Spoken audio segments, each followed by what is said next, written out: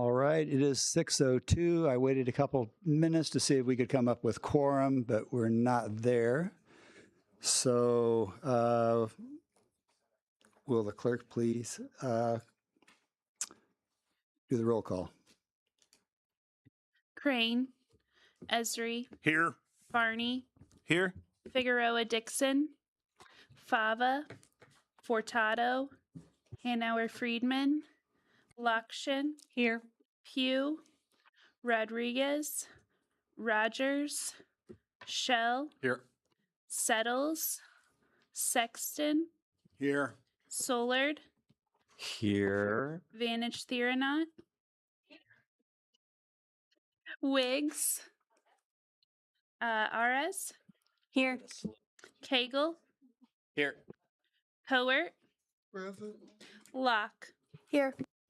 All right, we are still one shy of quorum, so I'm not going to ask for approval of the agenda. It will stand as posted. I don't have any slips for public input. I'm not seeing any heads shaking up and down, so no public input. Moving on to the budget presentations. First up, Coroner's Office, Coroner Brower. Welcome.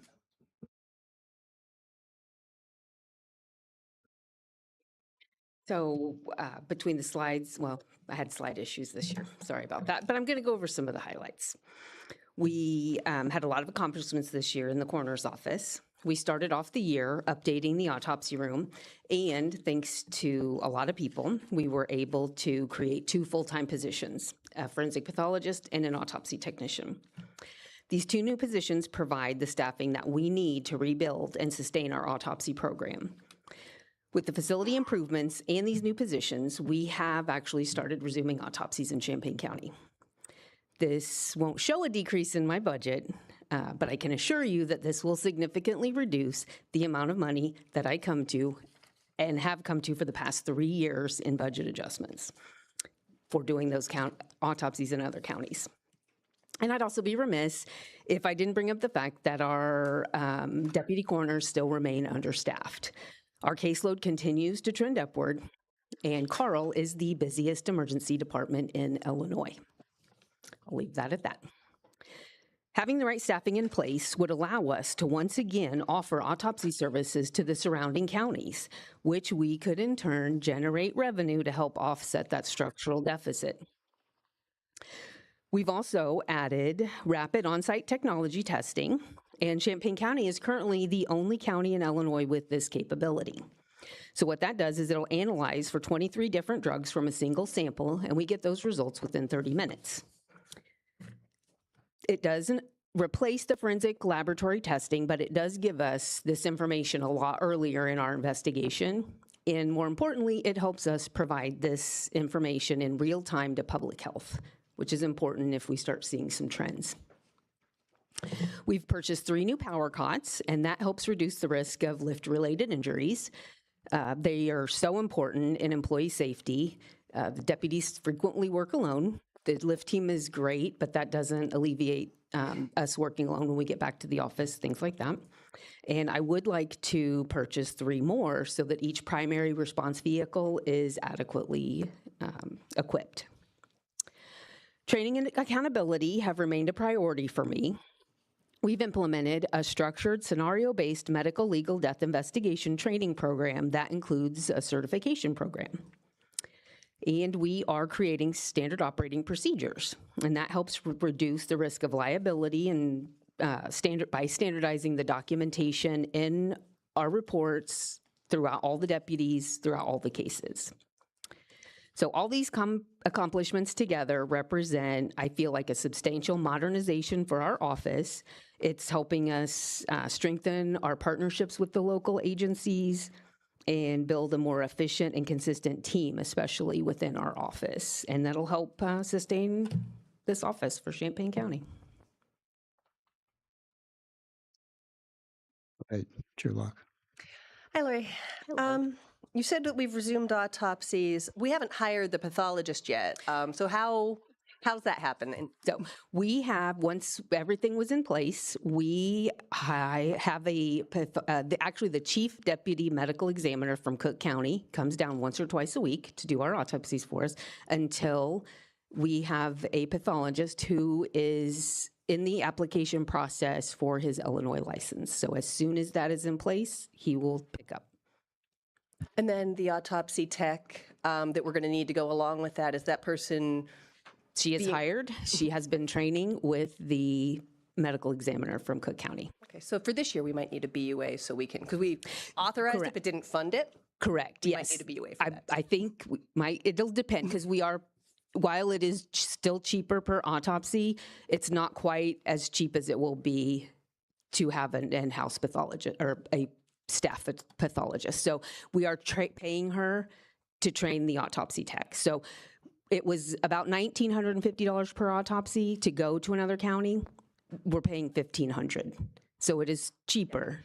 I really meant a sorry. BUA to fund the line for that position because Oh, we sorry. authorized it, but we hadn't Yes. funded it. Yes, I'm so sorry. we will need that. Yes. And then once the pathologist is licensed, we'll probably need a BUA for that as well. Yes. And then we'll be very happy we didn't grant professional services all that money. Because Yes. And I did, I'm still kind of new, so. Well, no, that's Yeah, great. I was going to flip it over to the other ones, but yeah, it all works out. Because we will need a lot of that because that still comes out while the medical examiner is here, it comes out of that fund. Okay. And then is there any additional fee for this consultant to be training our That's it. our autopsy tech? They're just doing it as part of it? Yes. Okay. And then you said you want to purchase 3 more power cots. How much were those each? 17,000 each. Okay. And each of those means that the employee with that vehicle can move a person by themselves, correct? Yes. Well, yes, they have to get it on, they need help getting them on still the cot. Okay. But the cot then itself, so this completely reduces or eliminates the need for someone else to meet them in the office to help them unload. Okay. So we would still need help getting on the cot, but then nothing else. And then since there's been over 2 years since autopsies have happened in there, was all of the equipment okay, or is just, since we have you here, I'm just Yeah, asking. it's actually been close to 3 years, and no, it was not. So what sort of repairs were necessary to get the system up and running again? So our x-ray machine, which was purchased with ARPA funds and used maybe 5 times before we stopped doing autopsies. So we got it out, we got the directions out, took some x-rays, it was great. Then maybe the next day we needed to actually take x-rays and it didn't work. So it worked one time and then we had to have a repair. That was just under $5,000. I tried to claim it's brand new, we've only used it a handful of times, but it's over 3 years old. Then we have 2 different lift tables. So in our morgue, we have 4 shelves. The bottom 2 shelves need 1 table, the top 2 shelves need a different table. So the bottom 2 shelves, and usually without doing the autopsies, it's a cot. You just take them in the cot. But moving them around the office, we need these tables. The bottom 2 tables broke first. The hydraulics stopped working. So if any weight was put on this table, it immediately fell to the ground. I called all over to try to find someone to repair this hydraulic table, and no one could do it. Facilities wouldn't touch it. Then, so we figure that out. We're using the other cot, or it's a scissor lift table. And maybe 2 weeks into doing autopsies, it caught on fire. Yeah, I mean, smoke, everything, fire. Something in the wires, it said, and facilities wouldn't fix it because it's hydraulic as well. It's battery operated, but we tried to replace the cord. That didn't work. So so the first table was $2,000. This one was $7,000.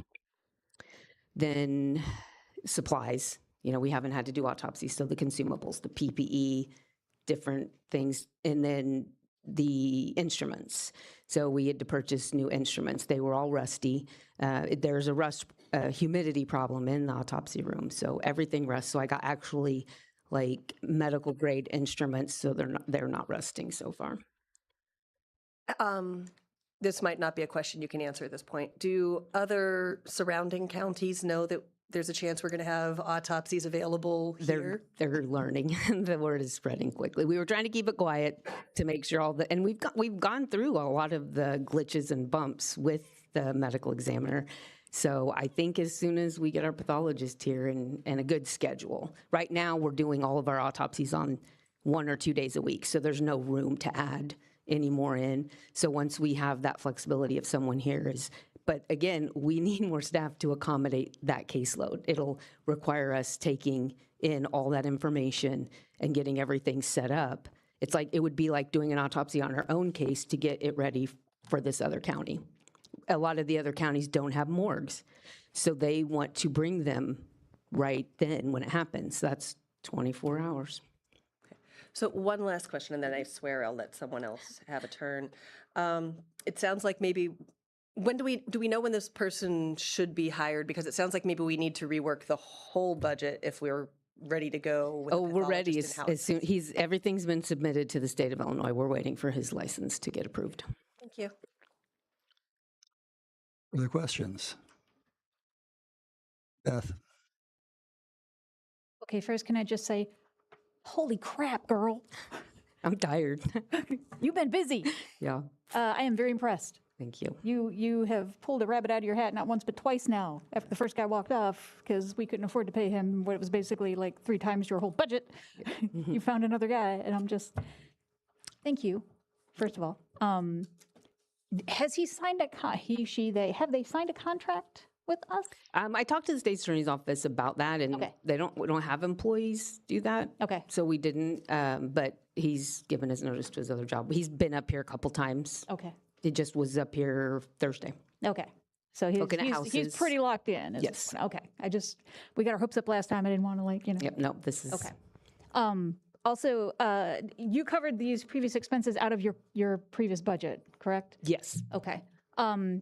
Is there any way you could get the other counties to kind of maybe pitch in on some of the equipment that you need for this? They will once we start doing autopsies. They'll Okay. pay But us. they'll pay this. Yeah. The flat fee. Okay. And is there any plans on raising what it used to be to a more reasonable level, given how much inflation has gone up since the last time we did these in over 3 years? and things like Yep, I'm currently working on the fee schedule, and I got the 3 counties that are close that we do Excellent. their Okay. information. Awesome. You're on the ball. Yep. You rock. Thank you. Thank you. Ellie, go ahead. Hi, sorry, I missed the very beginning of your presentation. I remember when I visited your office, you said that one source of revenue was storing dead bodies for other, I can't remember if it was other counties or just funeral homes Anyone in general. anyone in general. Is that this miscellaneous revenue, other miscellaneous revenue line that we see in your budget? Like, is that still... I don't like have. what do you have a dollar we don't- amount that you can put on that? We've only done that once. Okay, it's not an Usually ongoing- when we do out of county autopsies, that's where it happens the most because they'll drop them off and come back another time to pick them up. And the general rule for the office was if they were here more than 3 days, we charge them. So that's where most of that came from. But we've only done it once. Okay, so it's not a major No. source of okay. No. Thank you. Matt, go ahead. Hi, Lori. 2 questions. One, do you know when the license packet was submitted? Weeks ago, we keep putting a start date because his employment offer was contingent upon having that license. So we have like a tentative, and then I'm like, okay, it hasn't come through yet. So it was about 3 weeks ago. Okay, that's fine. I just wanted to get like a general idea of how much waiting on state are we doing, and it sounds like probably a bit still. Yeah, I've had offer from other Senator Faraci's office said if it goes to 8 weeks to give them a call. And I thought, 8 weeks. Yeah. Wasn't expecting that. The other question I have is, we've got this additional 436 for the professional services from the 160 to an additional 436. When the pathologist is brought on, will that number change? Yes. Okay. Yeah. That's where I said, you can't really see it in my budget, but it's there because of that, because it's not in that starting budget. But we need it we keep asking for it, but yeah, that will be gone. JJ, did you have your hand raised? Okay, all right. Jenny. So I think this is a question for Lori, but also for the board. You mentioned, does this budget need to be reworked with your fantastic happy circumstances? How does that go about it? Like, would we have that, this is not something I've encountered before, so I'm like, who would Lori rework that, and we would look at it before we would approve next month, or see the initial presentation next month? Is that a... Can I just add it, because this goes to Matt's question too, just to clarify, this request for professional services corresponds to the professional services line that we've put intentionally down to 160 because we were waiting on the pathologist. So that line will definitely need to be altered. And I don't know if Travis, if you want to weigh in on sort of process. Yeah, for the process, I'll work with Lori, get the number for the new hire, the dollar amounts, and I will work that in before the draft budget. So, I mean, we should have it before our September meeting, and then definitely it will be in the draft budget, which I believe is October. So. And I submitted that last BAU before this was all locked in, but I knew that there would be some overlap with needing the medical examiner come down.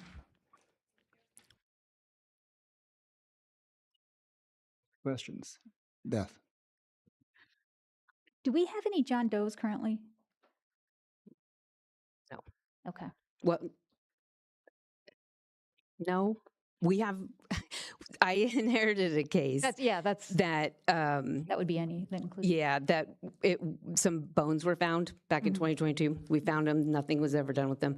I had to have them carbon dated. This is another unexpected $5,000 expense to Had to have have 'em what? these the carbon dated. Oh. Because if they're over Right. 100 years old, we don't have to do anything with them. One of those bones came back under 100 years. It's just a piece of bone, so I don't technically think I have to list it as a John Doe, but I'm working with the anthropologist in that. Interesting. Okay.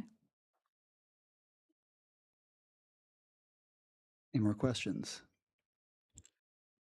Seeing none, thank you very much, Lori. Appreciate your you. time. All right, next up is the sheriff. Say he's a big dog now.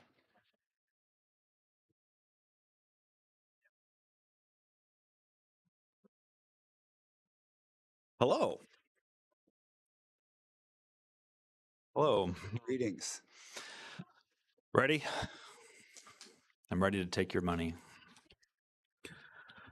All right. So obviously, for those of you who are a little bit newer, I have two larger budgets. And so I think I will cover the sheriff's office budget first, answer any questions you may have, then cover the corrections budget, answer any questions you have, and then maybe take the remaining budgets. And if you have any questions along the way, just let me know. So one of our larger budgets is the sheriff's office budget. We have some highlights, 2% budget reduction based on reduced patrol vehicle and associated equipment costs for fiscal year 27. This is not sustainable. However, it is our way of chipping in for 2027. I would say that people in Champaign County like to hit my squad cars.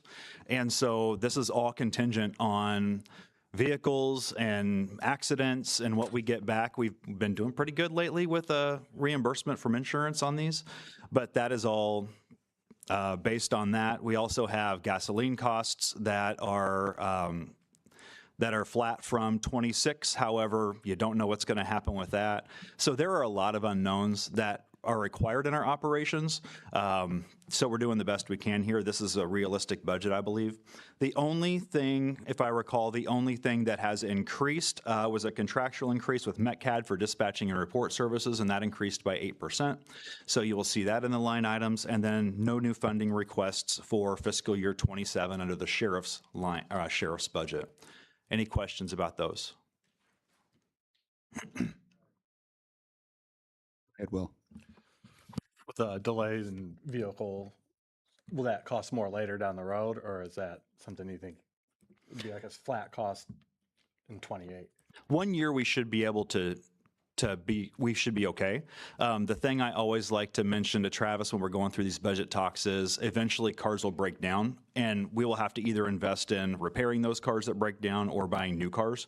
And so I think 1 year will be fine. It won't put us in too bad of a spot, but any more than that, we'll really have to kind of weigh, is it worth it to repair or is it worth it just to get a new car? Yes. Jenny. Hey, so you weren't here yesterday. You only have to come one night. Thank you. But yesterday we had talked in here for a little bit about the possibility of moving your patrol cars into CARF because we know that they need to be replaced every year. So I appreciate cutting 2% by doing that, by saying, hey, we can hold off on that. But if we found a home for that, is there anywhere, and I know that it's not in your prepared materials, but is there anywhere that you could envision making even nominal cuts elsewhere within your budget if we found somewhere to pay for your vehicles within CARF?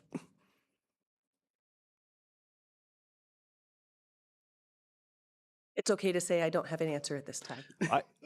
I don't have an answer because I'm trying to figure out here in this brain. So you're moving the money. I don't care where the money comes from for these things.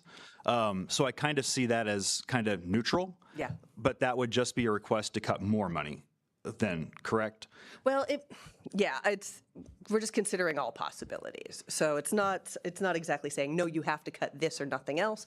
It's just, if we think we have a way that we can pay for those, I wasn't sure if there was any other thing within your budget, any item within your budget that maybe we could take a little bit here or a little bit there.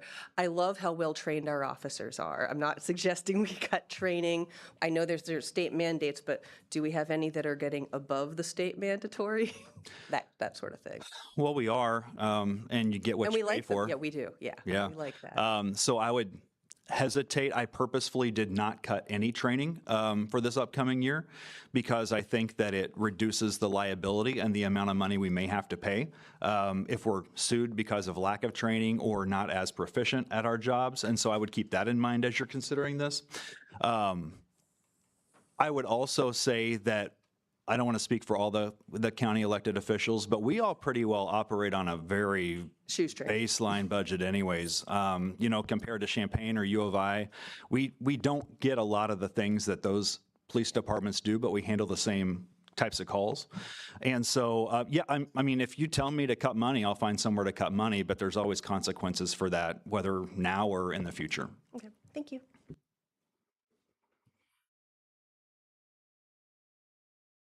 JJ? Oh, sorry.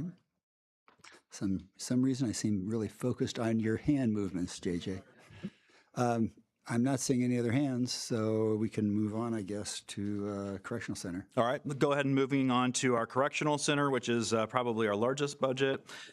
Temporary budget reduction based on reduced funding for officer uniforms. Before your brain starts saying, oh my gosh, there's a whole bunch of naked correctional officers running around the jail, we will make sure that does not happen to the best of our ability. Substantial increase for inmate medical and mental health contract. So our contract with CQHC, which is the medical vendor we switched to in May, did not work out. And so that contract has been severed. We diverted back to Advanced Correctional Healthcare, which is the provider we had prior to May. And I plan to go out to RFP next year to update the RFP process and then see our vendors at that point in time. So that was a substantial increase. However, with inmate medical, we don't want to fool around with it, especially given the history of some of the inmate deaths and things we've had in the jail over the last even 10, 15 years. And so 24/7 coverage is what we have. I think that's the way to go. Steve and I discussed it at length, and that's what we're going to have to make do with at this point in time. So that was the most substantial increase, not only for me, but also for Shannon with JDC. Hers was more substantial. I'm sure she'll talk about that, more substantial increase than what mine was. But that was our biggest increase. Overtime and hiring continue to be challenging. I will come back with a budget amendment this year. It won't be, I'm not expecting it to be nearly as much as we asked for last year. However, we will have a budget amendment that'll need to be approved by the board this year.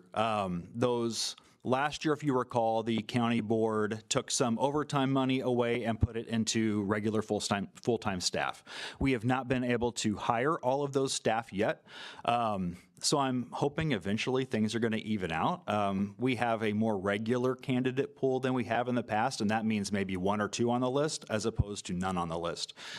And so we're working through those types of things. As you know, with our operations and sheriffs and correctional officer, that we have a mandatory minimum through union contract that we have to have a certain minimum number of staff working at a given time. And so that's kind of what our baseline is. And we don't have a lot of room to, I mean, we can't go below that. And that's why we have a lot of mandatory overtime, a lot of overtime that we just can't do anything about. And so if you're looking at budgets and you're like, well, why can't you cut this or why can't you do that? A lot of that is based on union contract. I have 5 union contracts at the sheriff's office. Corrections is one of those. The only new request I put in for fiscal year 27 was a new court security officer. This is something that I've put in for the last couple of years. As I understand it, we're going out to RFP to convert one of the courtrooms into 2 courtrooms. And with that, we will need an extra court security officer in order to meet our legal obligations of having a court security officer present in every county court proceeding that occurs. And so I did put in that request. You will see that. That's all for the corrections budget, I believe.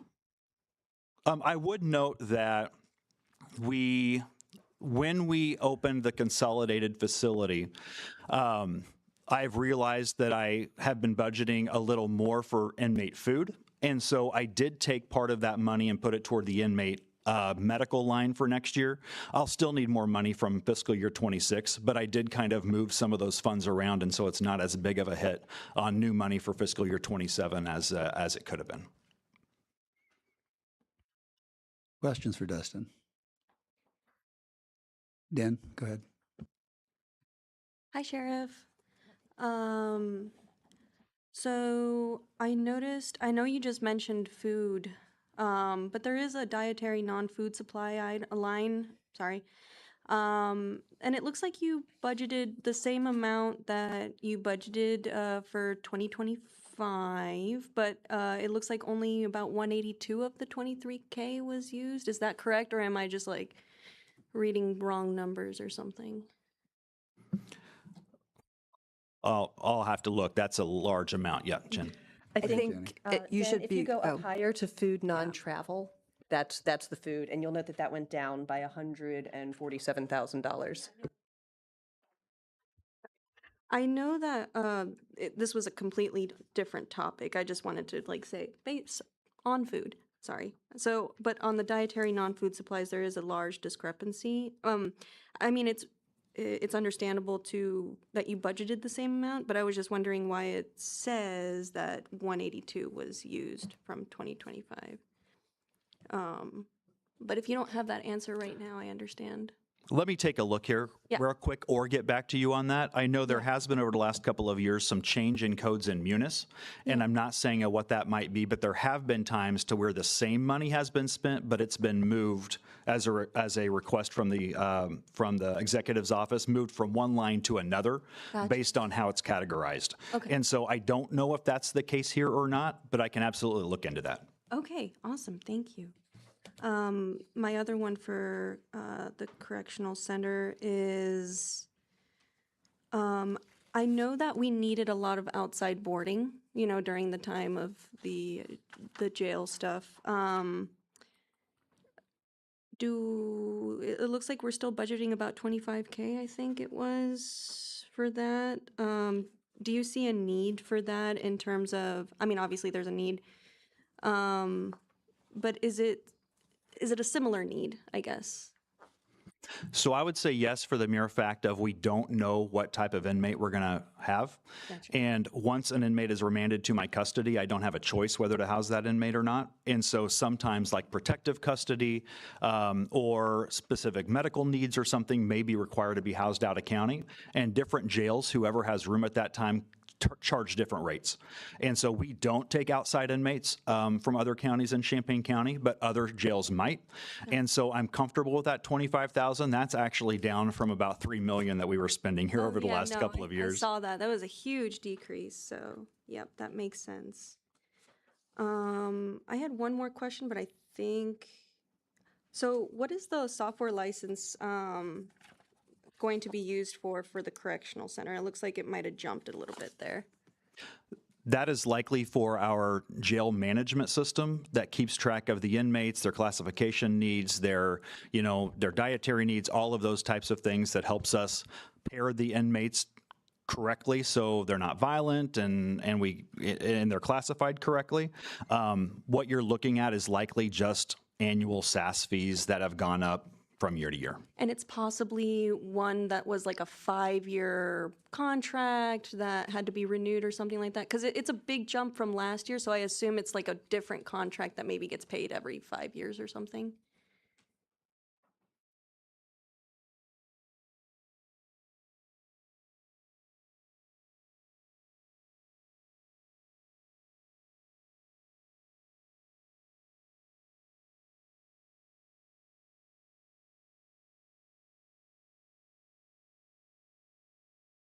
From like 2116 being used last year to like now the budget is 11K about.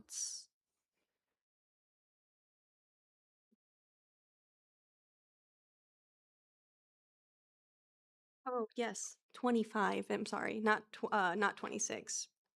But yes, 26 it looks like what's projected is 11,000. I guess my question is about that 25 to 26. What was the discrepancy there? I guess maybe either new software or a renewal that was just on an off year.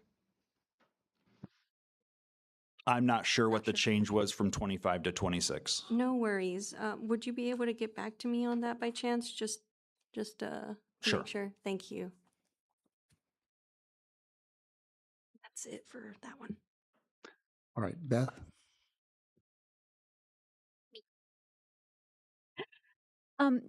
Dustin, I noticed you have a lot of training there for the correctional facility or facility members. It's like 63 out of 1,000. Do you know if mental health first aid is part of that training? It is. Excellent. And they get that every 3 years or every year? I believe they get, in the jail, they get that every year. Okay. Yes. Did you have a question? Okay, Jenny, go ahead. I'm not sure if my question should be asked now or when we talk about commissary, but I know we've talked about in the past covering some of the medical 24/7 coverage. I'm sorry, I cannot say those words. That is beyond what is required by statute out of commissary funds. And I know that commissary funds we've talked about are meant for programming, but we have learned that a lot of the programming that is offered by groups that are doing it without charge. There wasn't anything really looking to be spent, I guess, for, so I don't know, like I said, I don't know if this is a commissary question or a general corporate question, but is that something that would still be on the table for board members or for you to fund some of that medical expense out of commissary funding? So what I would say is that would be a conversation with the state's attorney's office because commissary funds cannot be used to fund something that it's the county's responsibility to fund. And so, yes, it would be a conversation of, is the county's responsibility to fund 24/7 medical coverage or not? And the other thing that I would like to point out is that we generally do not make money on inmate commissary, and that's been a general rule, not a general rule, a general feeling from the board and from the sheriff's office. And so permanently or regularly funding, I think something like that, I think we would also have to take into consideration what happens with inmate phone calls if a vendor doesn't give free phone calls. Are we going to, are we going to continue to do that? Is that going to tap into commissary? I think it's a larger conversation. Do I think it could happen? I think it could be worth a conversation, but I'm not sure we would want to go down that route. If that helps answer your No, question. you brought up some very good points, so thank you. Not seeing any further hands, so I guess we can move on. Okay. And as always, you guys can get a hold of me if you have questions. Sheriff's Merit Commission, so 2% budget reduction by reducing the professional services line. My one caveat with this is that we never ever have enough money in the Sheriff's Merit Commission fund, and we always take from law enforcement. And so I tell you we've reduced the budget by 2%, but that really doesn't mean much. The needed funding is variable based on the number of individuals hired within the year. So what this does is it pays for our application system or a testing system. It pays for our mandatory psychological exams, and it pays for our mandatory medical exams for all sworn employees. And so that is what comes out of this Sheriff's Merit Commission fund. Pretty self-explanatory. Dan, go ahead. How much do other funds go into the Merit Commission? Is this all from the general, or is there anything that comes from any other funds or grants or anything like that? So this is all from general. Okay, Yes. thank you. See any other questions? We can continue onward. Next funds, so we're getting into specialty funds at this point in time, drug forfeitures. So all of these funds, the revenues and expenditures are regulated by statute. And so they're very specific on things we can spend the money on, and none of this comes from the general revenue. All of this comes from specific fines and fees and things like that that are earmarked in the statutes that go to these funds. And so it is difficult to predict the number of cases that will be handled where pursuing asset forfeiture is appropriate, and therefore difficult to predict revenues and expenditures. So this is solely a guess based on how we've gotten funds and how we've expended funds in the past. Questions? Cannabis Regulation Fund. Cannabis Regulation Fund, the same thing. So because there was a question about this a couple of years ago, I make it very specific. Revenues come from taxes from the legal sale of cannabis to help combat the illegal sale and consumption of cannabis.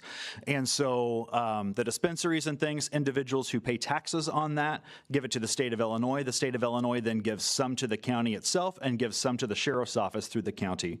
And then those expenditures are regulated by statute on what they can be used for. They have to be used for prevention or enforcement of the illegal cannabis market, including DUI drugs. JJ. So in this particular budget, you've got $55,000 for the software licenses and SaaS. What type of software are we buying for cannabis enforcement? License plate readers. Okay.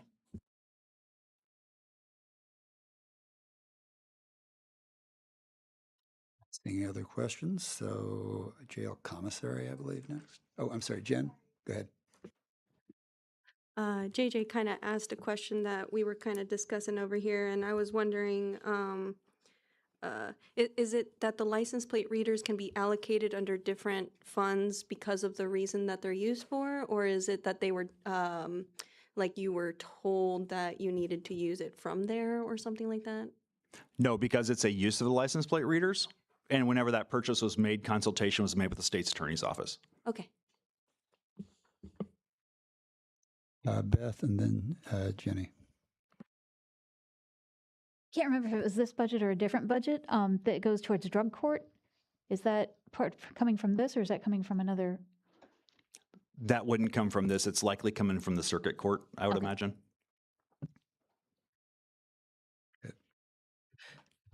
Just to be clear, so that we get the most accurate information out to the public who has taken a strong interest in license plate readers, The license plate readers bought with this, it's not just flock cameras, it's also the ones on the squad cars, correct? Or is this just flock cameras? Just the flock Okay. cameras come from this, yes. Okay.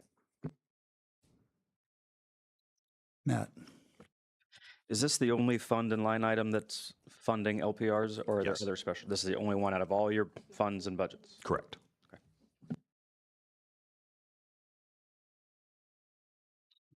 Now moving on to jail commissary. Jail commissary. So this is one we kind of talked about here just a little bit ago. So revenues and expenditures are regulated by statute. Basically what happens is when inmates purchase items, one case is a candy bar. The county makes money on that. However, they don't make money on a lot of things that other sheriff's offices will charge them for.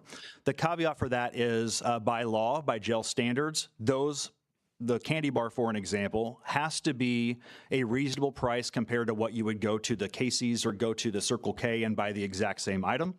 And then that money has to go back to use in the inmate welfare fund. They can't be used for general fund, for an example.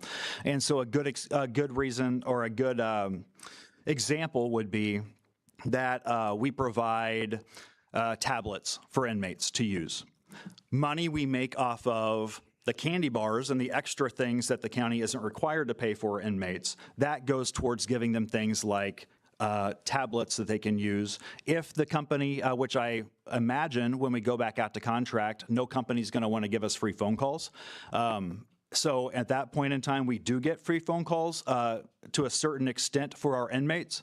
This inmate welfare fund could be used to pay for those free phone calls for inmates. And so even though we make a little bit of money on certain items, that has to go back to the inmates' safety and welfare in the jail. I think it's a conversation we're going to have eventually on if we do pay for free phone calls or we do talk about 24/7 healthcare coverage, some innovative ways to look at that. But at this point, we haven't had to. Expenditures, improve inmate welfare and safety while in custody. Yeah, I think that sums that up. So there's quite a bit of money left in there. We have been, Stephanie Furtado is a big proponent of let's spend down that fund just a little bit. And so I budget over because we never know from year to year what type of program is going to come before us. So right now, my jail superintendent is looking for workout equipment, for an example. But as you can understand, it takes a special type of workout equipment for a correctional facility. And so these types of things we kind of over budget for. It doesn't come out of the general fund. All this money, if it's not used at the end of the year, goes back into the jail commissary fund. And so we try to anticipate some of the things we're going to need throughout the year and then budget based on what may come up from January to December. And so if it looks like we'll send a lot of money back this year to jail commissary, that's probably true. If it looks like we've budgeted a lot for fiscal year 27, that's true as well. But it beats having to come back to the county board and ask for budget amendments whenever we find something we have to, knowing that it's not in the equation of the general fund in the first place. Jenny? Can you remind me when the phone contract is up? Because I want to make sure we have a cushion for when that comes. And It's up next year, but I see no reason to not extend it a year. Okay. And as long as they're giving us free phone calls, I think we need to extend it a year. So I've heard from friends of friends in my social circle how nice it is in our jail. So for the inmate benefit has it's gotten through compared to some of the places where we house inmates. They're very comfortable while they're in our custody. yes, they're very comfortable here. See any other hands? So jail medical costs. Jail medical costs, this is just a pass-through. Revenues collected from court fines, expenditures are regulated by statute. You see every year we generally bring in a little over $10,000, and that part is a pass-through to help cover the millions of dollars we pay in jail medical every year. So that's probably the most self-explanatory fund, I would say. Ken? How many on average would you say seek medical care under under this supervision? So it varies, but every inmate is required to have a physical exam within 14 days of coming into the facility. And so that's not including any kind of medical requests and things like that. And the interesting thing about inmate medical is we have to address their needs. And so for an example, a lot of people don't see dentists outside of incarceration, but if they have a toothache, we have to send them to a dentist, and the dentist has to take care of that. So the Constitution requires, it has against cruel and unusual punishment. And so that is why we spend so much on medical, is to make sure that all of those medical needs, and most of it is just submitting a slip, I don't feel good, or we need this looked at, and it doesn't amount to a whole lot. But there are several situations to where medical really works for their money. That's good. Are yearly checkups required for any of those, dental, medical? I don't believe so. And do any of them get to get that? Do they seek it? Do they have to seek it in order to get it? Yes. Okay. Other questions? All right, on to EMA. Okay, Emergency Management Agency. So EMA falls under the Sheriff's Office as well. I have a full-time coordinator and a full-time deputy coordinator. 2% of the budget reduction is reducing professional services line. That's a line that we did not use, I believe, in fiscal year 25, and we haven't used so far in fiscal year 26, so it was a pretty easy reduction there.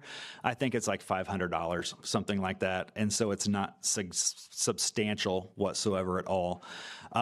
This is always contingent. It's kind of been a bad year for emergency management here. We've had a lot of emergencies, a lot of flooding, tornadoes, things like that. Now, it's cost money and manpower, but it hasn't cost a lot of, supply money and things like that. But it's always contingent on if there is a major disaster like a Gifford tornado, I'm going to be coming back to the board and saying we need more money for this. That is more of an anomaly than it is a regular thing, which is why we don't include that money in our regular budgeting process.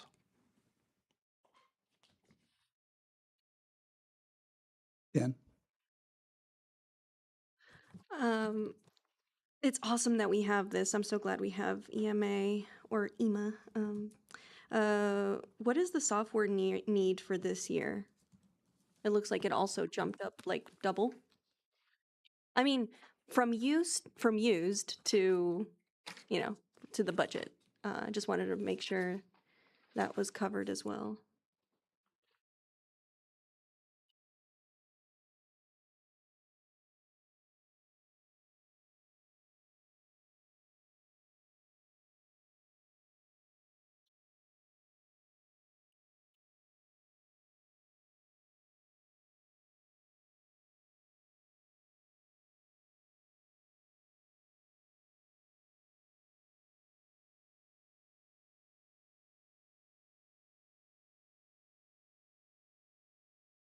Where exactly are you looking at from 26 to 27?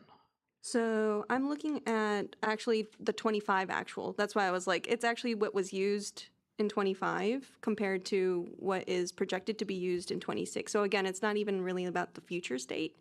It's about current state and about a little bit about the past. So what was the need there? I don't know off the top of my head. If I'm being honest, it's been a tough couple of weeks. And when I was preparing for this, I was preparing for the 27 budget, not the 25 to 26 budget. I apologize for that. I just really wanted to know since kind of I would imagine software costs. Software has not gone down at all. Maybe it was a different software company that we're using. Generally, 50% is not a usual increase we would see if we're just renewing a contract. Right. But there are a variety of different types of technology that EMA does use. And so I would imagine that's probably what it is. Okay. Okay, any further questions for our sheriff? Thank you very much. Thank you all. Okay, moving on. Circuit Clerk Susan McGrath.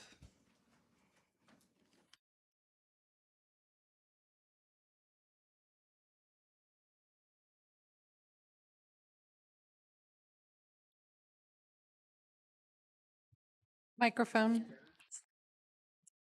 When I was looking at the slides and the paperwork I put together for you all this evening, I anticipated that you might want to know about 25 to present. And so I did a one-page handout that would help you compare what did happen and what I'm asking for in the FY27 budget. So I want to take just a moment.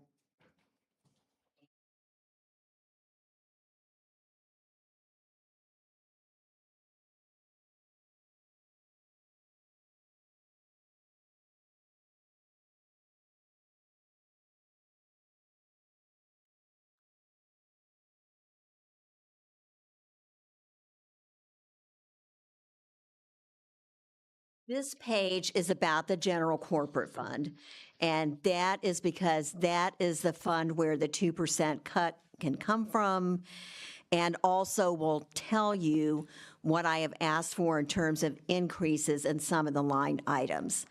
So the 2% cut is identified and highlighted in red. The areas where I have asked for changes in the budget are also highlighted in red. And that's because I want that to be easy for you all to take a look at. I realize you're going to need some time to digest this, but I wanted you all to see it before you start having real conversations about the budget and what it is you'd like to do this year. So it has been a challenging year, as we've talked about before. The state has continued its ongoing assault on our filing fees, most recently doing something that has just frankly enraged me, which is to require us to add a $5 filing fee to all filings in our civil cases that will go all to them to pay for the Guardianship and Advocacy Commission, all to them. We collect it, we disperse it, we do the work to make this happen, they get the money. What is particularly outrageous about this is we are a fee-based office, and we don't have a lot of slack in what we can actually charge in our overall fees. You heard earlier this evening Lori talking about what she might be doing with fees in the coroner's office, and I do intend to look at what I can do in filing fee increases as well, because I haven't had one in my 6 years in office. And I do think it's time for us to look at that, mindful of what it's like out there and what people are having to pay. So we're not going to talk about anything big, but any constraints that are put on our ability to collect money are bad, and this is bad. It is clear that the state and the Supreme Court are continuing on the path to making counties pay more money for the operation of the courts and courthouse offices. And I am sorry that I sound angry about that, but I am a little angry about that, because being a fee-based office and having no other revenue coming in is not only unfair to the county when times are hard, but also unfair to us when we have been squeezing. As the sheriff said, we squeeze every penny that we possibly can to pay for the operations of our office. And so something like that additional fee can really hurt us. And so that's the reason I talk to you all about what's happening with fees every year, because we are definitely continuing a downhill slide on what we are collecting in revenue from our filing fees. And you'll see in the slides what is happening with our revenue, just looking at the one in front of us, what we budgeted in FY26, what we're not getting in FY26, and why I have budgeted a lower amount in FY27 to look realistically at what we are collecting. We have lost about 2/3 of our revenue in filing fees. That is a very serious amount of money to lose. And that is why you see me for the first time really coming to you all and asking for some additional funds. I don't like doing that because I'm aware of what the structural deficit is all about and where we are right now. And you still may have to say, We just can't do what you're asking us to do. But I would be remiss if I didn't ask for what I think we needed. So in the handout, you will see that there are some increases that I have asked for that are due to vendor increases. That's something we really can't do a lot about. If the News Gazette's going to charge more money for publications, we're going to have to pay it. We don't control the amount of publications that we do or the number that we have. If our folks that are taking care of our file folders are going to charge more money for that, that's the cost of doing business for them. And so you are going to see some things like that in the budget that are those vendor increases. We have talked about for the last 3 months now what we might look at doing with our JANO contract because we are not moving ahead on potential electronic case management replacement. But we still have needs to meet. In fact, as you recall, Emily Rodriguez was asking about this at the May and June meetings because we're talking about ADA accessibility, we're talking about accessibility to records by the public, we are talking about other kinds of things that we need, and having that contract addendum where it is not nearly as expensive as entering into a new contract altogether will help us meet some of those needs. For the 3rd year in a row, I'm also asking for assistance in digitization. And for this year, I'm specifically asking for digitization help, I can't say that word, with our microfilm records.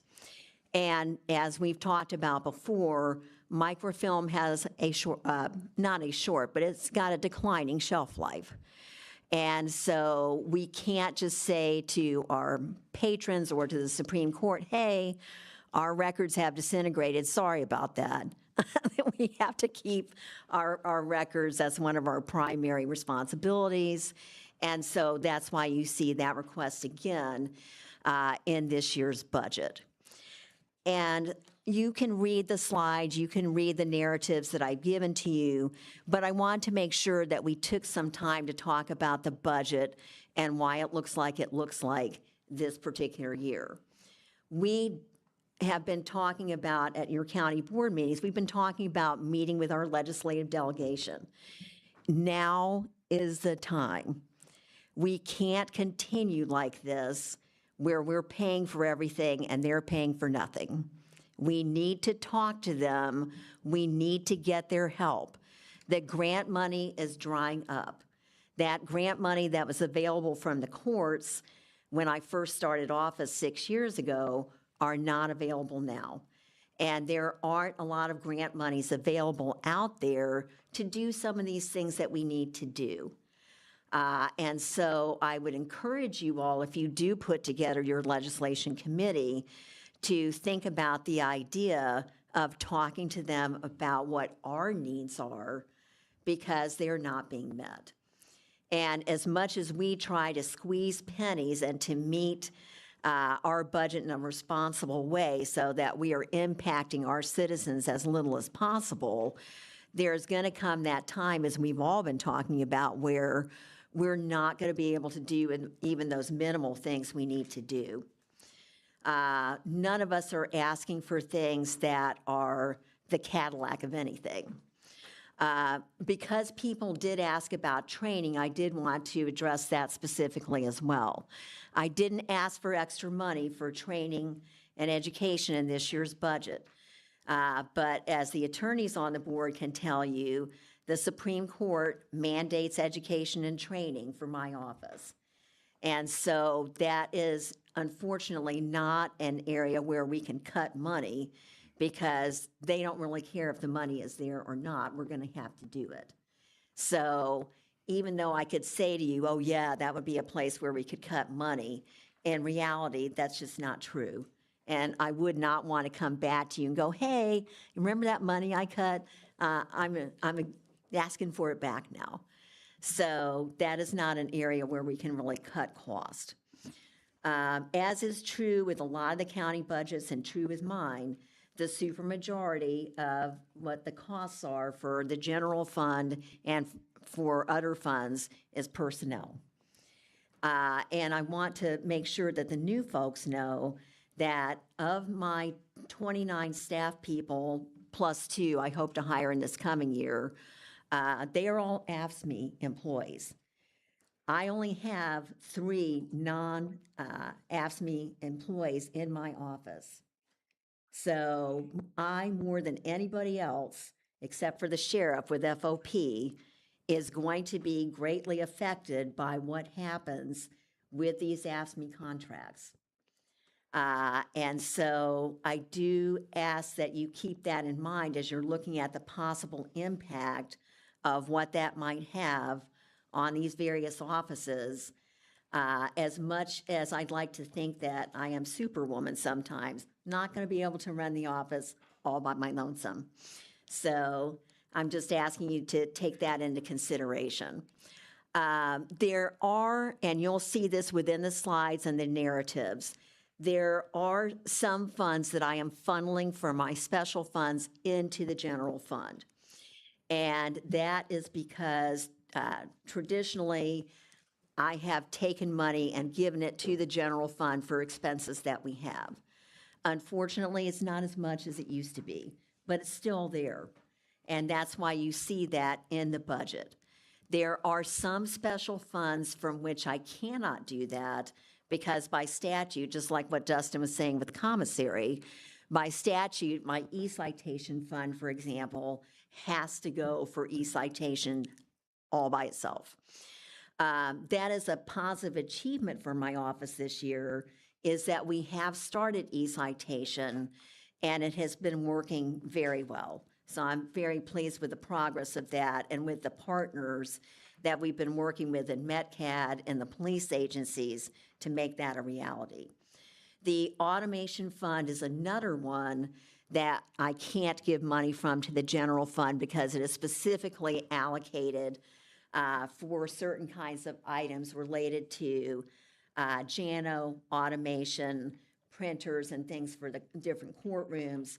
And since Judge Rosenbaum is here, he also has a part of that fund too, because together we have to approve how that fund is actually operated. So that's another one where I can't give money to the general fund. There is a third one in support enforcement that is specifically targeted to child support activities. And so that is also another fund where I cannot take money and put that into the general fund. But in prior years, before I started, all the special funds were being used to fund employees. Unfortunately, by statute, that's not something that was supposed to happen. So the fund balances in each of those special funds went down quite a bit as a result of those employees being paid from those special funds. So you see from our budget slides on all the special funds, there aren't any employees being paid out of those funds, and there haven't been since I started office. And we are trying to build back the fund balances in those special funds as much as we can, but unfortunately, the filing fees have not permitted such to occur. One of the things that I did ask for with the JANO contract addendum and then also with digitization, we are trying to build up the balance for those funds to give what we can towards those requests. And that's something Travis and I can talk about, is what we might look at in terms of projected fund balances for those 2 funds. Because I will do what I can to make sure that I'm not asking the county for money that I don't need. But I'm going to need something. And that's why I'm coming to you tonight to ask for all of that. So with that being said, and knowing that you have other materials to digest, I want to stop here and just see if people do have questions. And as Dustin said, if you're like me, you're going to think of something that you wish you had asked about tonight. Don't hesitate to reach out and go, you know, I read this stuff, I looked at it, kind of didn't know what I was looking at, but now I have some questions. Reach out and ask me what those are. That is quite a lot. Board has questions, I'm guessing. JJ, go ahead. I actually don't have a question. I just want to reiterate what you said earlier. I went and did some research here. The first fiscal year, the full year that you were in office, fines and fees were $1.532 million. This year's fines and fees are budgeted at $416,500. Just so the board sees that history there of how fines and fees have been reduced through actions of the state, not through actions of us or Clerk McGrath. Thank you, JJ. I know, it kind of makes my stomach turn. Go ahead, Ellie. Yeah, piggybacking off of that, could you just clarify, so we can see under fees, fines, and charges in terms of revenue, we can see that 400,000, that big decrease just from 2025. But then we also have interfund revenue transfers in, and that's gone down to zero. I think Travis can. Can you just explain that? So Yeah, everyone's... let me answer that. That's a mistake. When there's like 10 levels in our budgeting software pads, it should match. She has special revenue funds that have transfers out. They should add up to those. So 2630, there's transfers out of 575, and 2671, there's transfers out of 200,000. So it should be 775,000. It's just my fault, error in pads. So that had is trouble with fixed that. for the draft budget that will be presented. And we had trouble with that last year too. I don't know what glitch it is in the computer that hates me like that, but it happened last year too. Okay, thank you. I'm glad that's just a glitch. Just a couple other questions, because we have a bunch of requests from you, and some of these questions may be more for us to discuss with Travis as well as we go through the budget process. But for example, there are a couple requests for things like office painting, office renovation. It seems to me that those should be in CARF.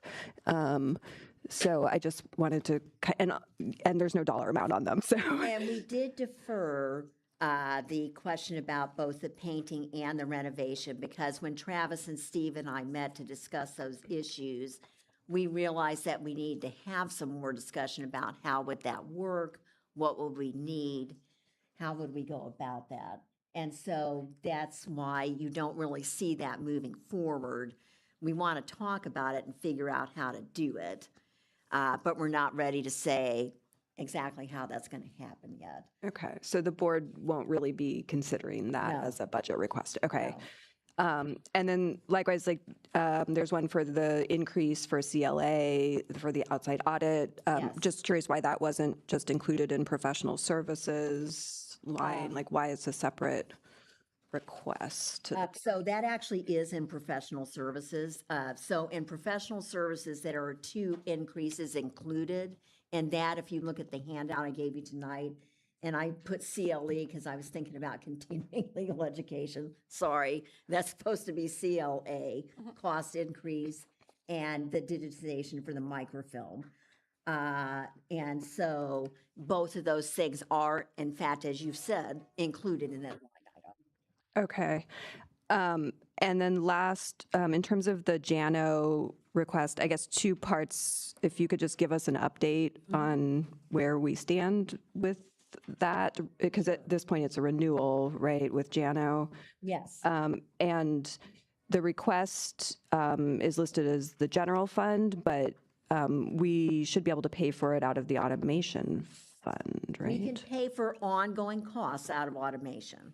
That's exactly right. And so when Judge Rosenbaum and I discussed the JANO contract in previous years, we quickly came to the realization that having a 3-year contract would be most beneficial because we fixed what the costs would be for that 3-year period, and it didn't increase at all. We want to be able to do that again, and we should be able to pay that through automation. However, if we're looking at a special contract addendum to pay for some of the things that would have happened had we gone to a new case management system, that was not included in the automation fund, and there simply isn't any money to do that, which is why I brought that to the board and said, if we want to do some of those things that we had talked about at a lesser cost with the data collection, with a better fund accounting, those kinds of things, that is something separate from the regular contract. So is the 350,000 request, then does all of that need to be requested from the general fund, or can we reduce that number, I guess is my. And that's what I was talking about earlier. Travis and I need to look at fund balances and see if there is some possible movement there. And I can't answer that question yet because we've just gotten the June 2026 numbers.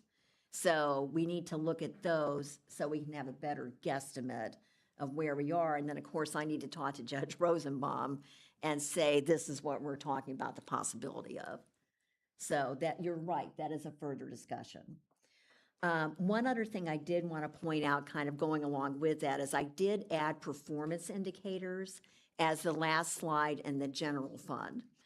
And if you look at those performance indicators, the one thing that it does not, and that's probably not, I don't know if that's in the booklet or not, so I apologize because I turned that in at the last minute. It may not be in there. But those performance indicators are there and are available. One thing that it doesn't include, because it's kind of hard to guess at right now, is the number of cases that we will have as a result of the Clean Slate Act. And I just don't know exactly what that will be yet. But the numbers that we have on cases and case types are pretty solid. And so I feel comfortable bringing that to you and saying this is what we've actually had, and this is what we can reasonably project we're looking at in terms of cases for the next year.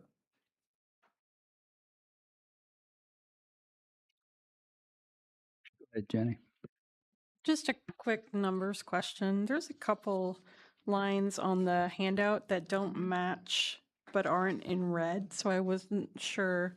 For the equipment less than 5,000 and for repair and maintenance equipment auto, those are both in the far right column, 2,000 more than what's indicated in the budget 27, but they're not Okay, red. So I that is wasn't sure. probably an error. Which would be what you intended,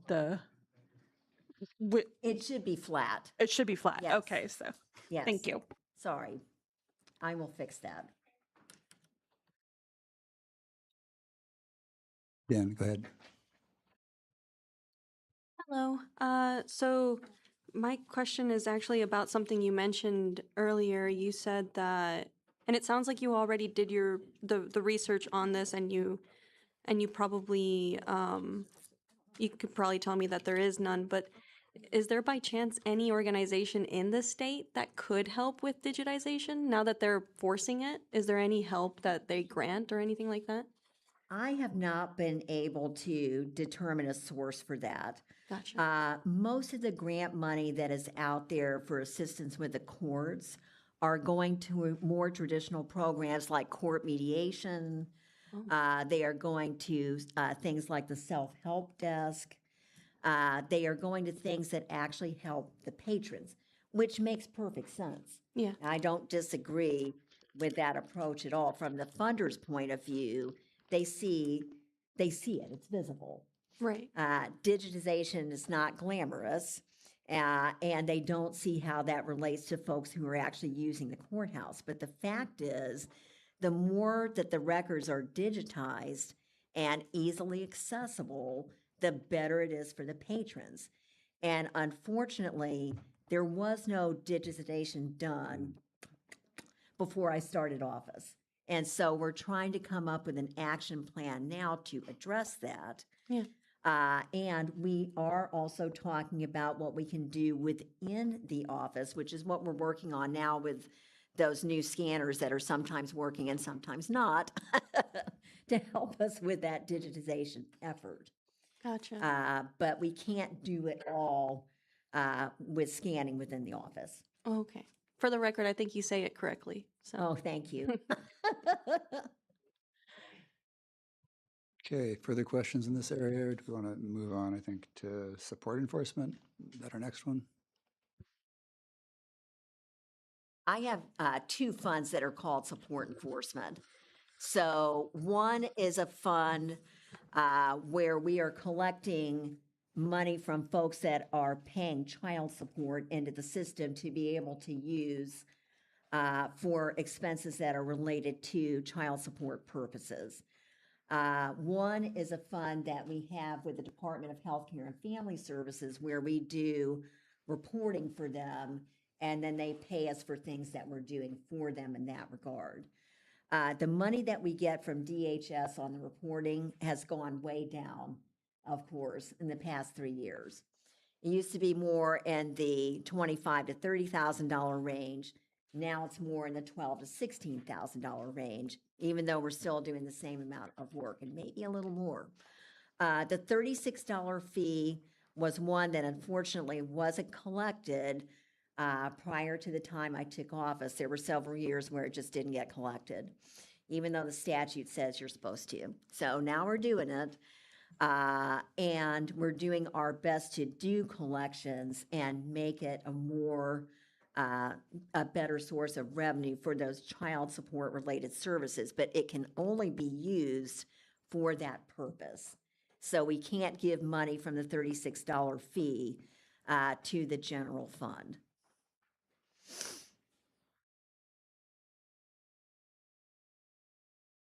And there are no full-time employees out of either one of those funds. Any questions? You can't see that the money that we're getting from the state is going back into the general fund.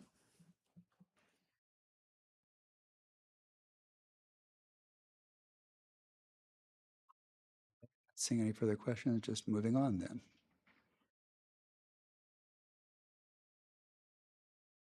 Looking at your slides, so I'm assuming court automation. Automation, we just talked about briefly in terms of the different things that we're using the automation fund for, and what we're anticipating that we might need for capital needs replacements in terms of not only what is in the circuit clerk's office, but what is also available for the circuit court. Because the funds are supposed to be for assistance for both my office and the circuit court offices. And so, as you can see from the revenues and expenditures, we're starting to dig into the fund balance and automation because our revenue is not adding up to what our necessary expenditures are.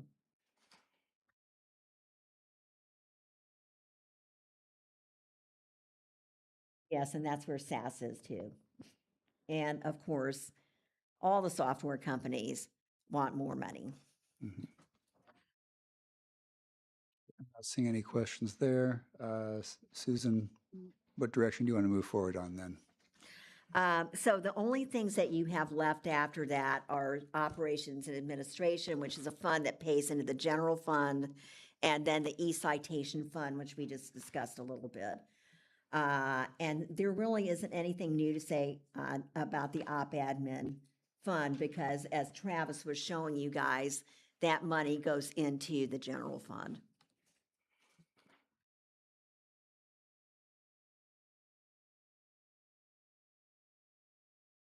Okay, I'm not seeing any questions. Susan, do you want to talk specifically about e-ticketing? Were there any other areas that you wanted to touch on, or just they have your budget before them, so they've got the material? And it's a lot of material, but I hoped that especially for the folks that are newer, that some of that history and background information would be helpful in looking at the circuit clerk's funds and what they all do and why they are where they are now. Okay. Is there anything else that you wanted to touch base on for the board to, go ahead, excuse me, China? Sorry, I was asking Dan the question, so I just wanted to ask you because we have, she has been asking as well, but I'm also interested in how this software, is there any way to consolidate or I'm understanding it's for different things, but it's coming from the same company is my assumption. Is there any way to consolidate and not like have these increases be specific It's per not all coming use? from the same company. Okay, okay. I wish it was, because you're right, that would make things, including most of my life every day, very easy. But with the courts, with the electronic case management system, that comes from a vendor that specifically provides the software and support that we need for that particular system. And frankly, as we found out from the study that we just did about the possible change in systems, there aren't a lot of vendors out there now who want to do court case management. That's because it doesn't pay them very well and it requires ongoing support. And vendors just want to get in there, do their thing, and go away and hope we never bother them again. The IT also helps us coordinate a lot of our other software needs. So we don't do anything until we talk to them and go, look, are we with the right vendor? Are we paying what you think we should pay? So when we're looking at our scanners, when we're looking at our different support peripherals that are with our computers, when we're looking at the Xerox machines and all the other things that we use, are we getting what we need to get? And in fact, we're having IT look at some of the software and support of our scanners to say, are we getting what we thought we paid for? Because we got brand new machines at the beginning of the year. They were supposed to be capable of shooting a lot of paperwork through, which is good because we get a lot of paperwork still over the counter. About 50% of the stuff we get is on paper, about 50% through the electronic queue system. Unfortunately, the machines seem to have forgotten that they were supposed to be more capable. And as of late, especially in this last month, we've had to have IT over there a lot to take a look at the machinery and figure out why it's not doing what we were told it was going to do. So great question that we are constantly working on. Yeah, because I'm looking at the handout you gave us, as well as the binder we have, and there's an increase of 40,000 or 48,000 per se for the software, but on the handout you gave us, you decreased it by $8,000, just about $8,200, I say. So I'm just trying to figure out, number one, is there a way, like I said, to buy specific software that would help more than one service to kind of consolidate it if that was looked at? Or because I just saw that was a big jump, so that was where my question was coming Right. from. And I take direction from IT on this because, and this is going to reveal my age, of course, but when I started my practice and when I started my career, there were no computers, there were no scanners, there were no fax machines, there were no cell phones. People wonder how we ever lived without all of those things. And now we have a lot of technology available, but what we're finding, as you said, is technology doesn't always make these things easier to operate. So I know people have been talking about AI, for example, and Lori Hanson and I have been talking about AI and is there a role for all of that in our courthouse operations? Frankly, AI is not ready for the legal world yet. AI right now is very agreeable. So if you ask it to do something, it will say, oh, yes, I can do that. And when it doesn't do the thing, you'll say, but you said you could do this, and it turned out that that was wrong. You made up a case. You made up a form. And AI will say, oh, I'm sorry. You're right. I completely made that up. And so we have to be a little cautious about some. I know, I wish that was that was not true. So we do have to be cautious about some of those innovations and technologies. And that's why I rely on MC and his team to really help us with this. And you did see we were able to achieve some savings in that because of what they recommended to us. And we are always trying to do more. because I'm cheap. So I like to squeeze money. Thank you for the answer. Uh-huh. Susan, I'm going through your slides. Did you want to talk at all about court document storage? I know you've touched on it earlier, but Yes. if you wanted to elaborate, let's tackle that. And document storage is one of those funds that does feed into the general fund. For some reason, in the fees that we collect, that's the one that is held its own. I have no idea why that one is okay and the rest of them are not. And I think some of that is just because what people pay when they're paying their filing fees and their fines and court costs.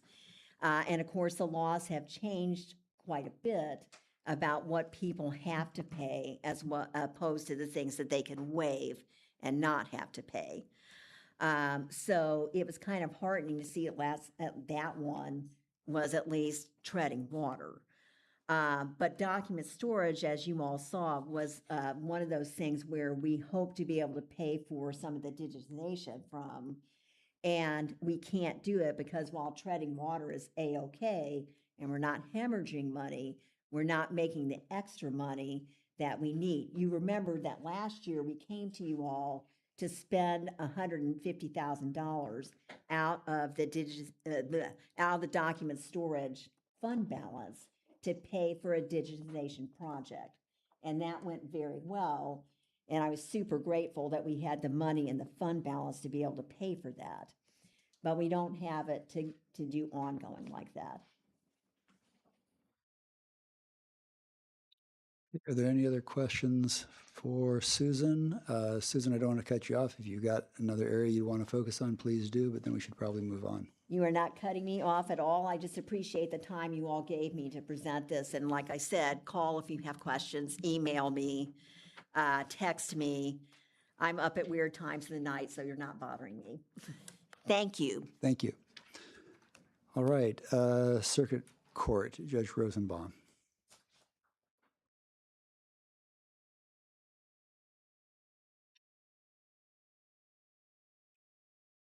Good evening. I'm starting to lose my voice. So Lori Hanson, our court administrator, is behind me. So if I lose my voice or if you ask a really hard question, she's going to come up here. So the first slide is our largest budget item, which is our main circuit court. We don't bring in any money. It's basically for our staff and other things. As you'll notice throughout all of our slides, there have been a number of changes that have taken place to the courts this year and will go into next year, and I'll kind of highlight those as we go along. First of all, as you know, you authorized some bids to go out for a 12th courtroom to divide one of our large courtrooms in half. We would need to have computers and speakers and monitors and cameras in there. We did have a small fund from the Supreme Court for technology, and we've already purchased those things. I don't think we've had them delivered yet, but we bought them before the June 30th deadline, so that's taken care of. A second change, which you may or may not be aware of, but Ms. Pollack will tell you about, I'm sure if you don't know, starting January 1, because of the FAIR Act, the public defender's offices are going to be independent from the courts. And I'm sure that makes her very happy. But the reason I'm mentioning it is because the state public defender who will be selected to start in January will be allocating the public defender fund that goes out right now. So for the last several years, the General Assembly has given $10 million to counties. They've been divided up by the chief judges of the circuits. And so Champaign County for the last several years has gotten between maybe 150 to, and next year maybe up to 190,000 allocated to them. But Ms. Pollack and I have had an agreement where she gives me, we transfer throughout the year about 30,000 to help offset the cost that I have for appointing private lawyers when her office can't take it. So that's not really income for me. It's just money from her that I've asked her to give to us, which she's kindly done. But there's no guarantee next year the state public defender is going to give the courts any money. They're probably just going to give them to the PD. So I'm just letting you know that next year, because of this change, we're probably going to have 30,000 less that we will be able to use for services. Also, this is probably not a very large expense, but this is something that's bothered me for a number of years. Even when I was public defender, the court has the obligation to make sure that people understand what's going on in court. That's called fitness. And so lawyers will say, I want an examination by a psychiatrist, and they're not cheap. They're usually $500 to $2,000. And the judge, the psychologist determines whether the person understands what's going on. That's called fitness. But routinely, the lawyers will also ask for what's called a sanity report, which is at the time of the crime, could they understand what they were doing? And it's always bothered me that the courts paid for that, because that's really more of a defense expert. Because if they get what they want, which is they're insane, they tell everybody. And if it comes back, no, they were sane, nothing happens. The court's just paid for the defense expert. And so I've talked to Ms. Pollock about it, although she may not be happy. We will continue to pay for all those fitness examinations. The sanity exams, there aren't that many of them, and they're less money, but that we're going to give to the public defender to use as their expense. We are going to be shifting our legal research subscription from Lexis to our law library fund, which has a balance. That will be where we'll come up with our 2%. There's a mistake here, says Protein for All grant. That is in the process. We're hoping to get it. We haven't heard yet, but that's about $3,000 where we can provide protein bars and things to that for people in the juvenile abuse and neglect courtrooms. And so we're hoping to get that. It's a little something that's nice for them. Something else that's new and a change is we just found out about 2 or 3 weeks ago that our eviction mediation mediator group, which is Dispute Resolution Incorporated, DRI, didn't get their grant for next year. And so we've been working with them. We've been talking to the Administrative Office of Illinois Courts. We've been talking to Susan McGrath to figure out a way that we can come up with some money. And I do not like fees. I think they're too high. But the only thing I can think of is what other circuits have done. We did this with the mortgage foreclosure mediation program, where we assessed a $100 fee, and it's paid by the plaintiffs. So here it wouldn't be on the backs of the people being evicted, it would be paid by the landlords. So the judges, the AOIC, and others are looking into creating a local administrative rule that would require landlords to pay a $100 fee during their filing time to offset the loss that we have. DRI is being great with us. We told them this is going to take a month or two to hopefully figure out, and they're willing to float us. They have some funds to do it, so we're not going to lose any clients right now. But that is a change that is happening. Any questions about the general fund? Dan, go ahead. Hello, Judge Rosenbaum. I was wondering, I think the defense expert issue was brought up last year too. Is that something that's needed in-house? Is that what's being brought up every year, or is that I think for you would- savings? Yeah, I don't remember bringing this up last year. Maybe I did in passing, like something I was thinking about, which now I think that the PD is going to be independent. I think it makes sense to do it for next year. I think you would have the same problem with having a medical examiner on staff. I think it would be very hard to find a psychiatrist who would be willing to forego a huge practice and income to come here to do $50,000 or $60,000 worth of exams. So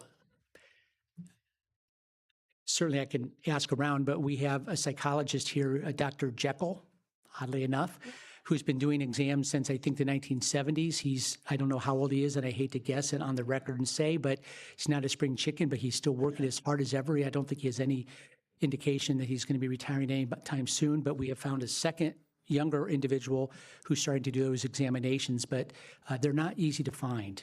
So I don't think it's practicable and financially sound to have an in-house person. But that is one of our bigger expenses. Interpreters and psych evals are two of our biggest expenses.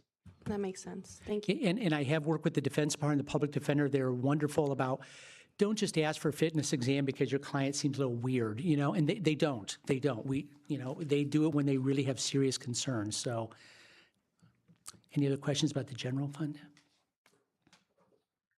Seeing none, we can go on. All right. The next one is the jury commission, which is very simple. This pays for our jurors, and it's pretty much flat. We have a set number of jury terms per year. We try not to do it on holiday weeks and things to keep down our costs and everything like that. Really, the only change that is of any note is that the General Assembly actually passed a law that seems to make sense. Did I say that out loud? I apologize, but they did. it only applies to employers with 25 or more employees, but they have to pay their employees their regular salary while they're on jury duty. So I don't know how that's going to play out, because if you're salaried, it's very clear. If you work for a big company, it's clear they got to pay you your salary. But what if you're an hourly wage worker at McDonald's and they just say, we're not going to, schedule you for those weeks? Are they entitled to it or not? I don't know. That's not up to me. But this is going to be a helpful way, because we do get a fair number of people who try to get out of jury duty because their employers don't pay. So this is a starting point. Any questions about the jury commission? Seeing none, let's move forward. Okay. Law library. All right, the law library fund, we were budgeting lower and being very conservative, and we were told in our meeting we really should be a little more accurate, and so that's why our revenue is going up. It's more accurate over the last few years. We've gotten over 100,000, so we increased our revenue totals. As I said earlier, we're going to be paying for the legal research LexisNexis from this fund, because as you can see, we have a good balance there. Another change that has taken place for the courts is this. We started a self-help desk a number of years ago, and although we have a job description for a law librarian, the way it ended up working was we found a retired lawyer who was willing to be part-time, but he wanted to be paid out of professional services. He didn't want to be a full-time employee. So he's been doing that for a number of years. It's been very wonderful. He retired in June. So when he was gone, he wasn't there, but we have these Justice Court folks who come in and they help in the self-help desk. But for the last month, we've had no one. So there's been no one in the self-help desk, but they're starting in a couple of weeks, so we should be back up and running. The Land of Lincoln was our partner in this, where they would help pay benefits or help pay some of the expenses with the pass-through for the funds. But they didn't want to be involved in this anymore. And so Lori Hansen and I have been talking to the administration about the possibility of converting this from a professional services line item into a part-time access to justice coordinator who would be an employee. This is in the early discussions. We have to figure out job description, what the salary would be, how we would fund it. Obviously, we have money from the law library fund, so I don't think it would cost much money. We would also think about possibly increasing the law library fee. Right now, it's at $17. It can go up to $20.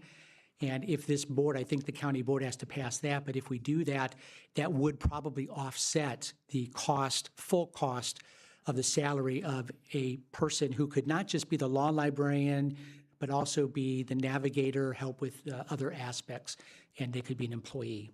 So we're still in early discussions with administration about that process. Any questions about the law library fund? On to specialty courts. Right. Specialty courts, this is another one that's had a change. The drug court right now has a maximum of 70 people who can be in the program at any given time. We're not quite there. At the end of COVID, we were like at 20, and now we're up to close to 50 or so. So we're getting close to the 70. But throughout the year, people are failing the program, people are graduating the program, but you're also adding people almost every week or two to the program.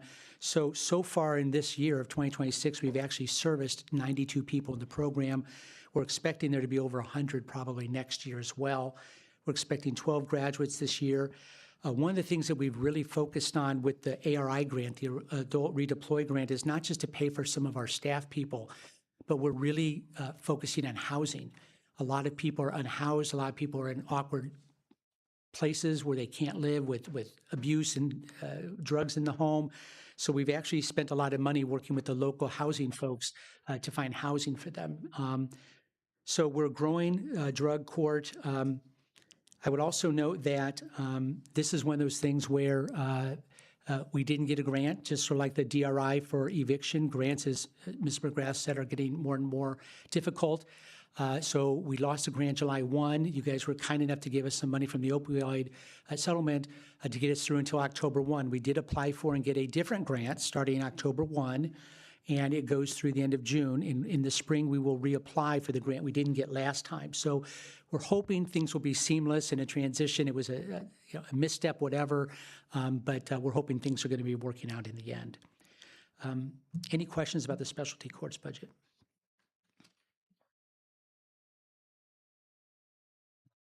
Foreclosure mediation. All right.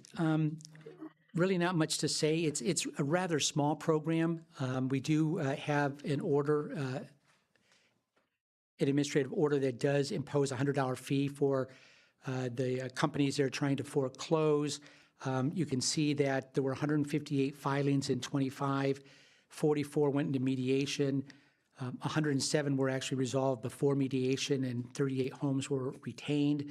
It's a wonderful program. It's not a big program. It's that same DRI that works with us there. I haven't heard that we lost any grant money from that, but I'm checking into that right now. But it has a fund balance, and it's not a huge expense, so I don't foresee any problems with this, even if we did lose that grant with DRI, so because of the funding that we're getting through the filing fee. Any questions for foreclosure mediation? All right. Thank you very much. Does anybody have any questions at all for the judge? Well, we still have him here, and he still has a voice that we can hear. Thanks so much, Judge Rosenbaum. Thank you. All right, next up is Shannon Siders with JDC.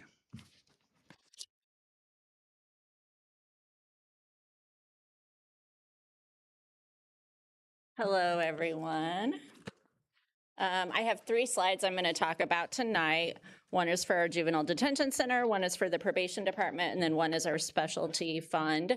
So the first one up is the Juvenile Detention Center. The highlights are that, for those of you who are new, our JDC salaries are completely reimbursed by the Administrative Office of Illinois Courts. So AOIC reimburses for all employees at the Juvenile Detention Center, and that will continue. Our increases for the JDC budget were our food. We piggyback with the Sheriff's Department on our food and our medical mental health contracts, so we just kind of get tacked on to whatever the sheriff is doing. So there were some increases for food. We'll project another increase next year. And there's also an increase in food because our population is very high right now, unfortunately. We started out the year with 8 or 9 juveniles in custody the first few months of the year, and today we're at 22. So we have a significantly higher population right now, and anybody who's ever been in there just looked at me like, what? Yes, 22 juveniles in the detention center is a lot, and it makes it a very stressful day. And many of those juveniles are being charged as adults already or pending at a transfer to adult court, which means they stay in custody for a longer time. So that means we're feeding them for a longer time, having to provide medical care, all of that stuff amounts to more money.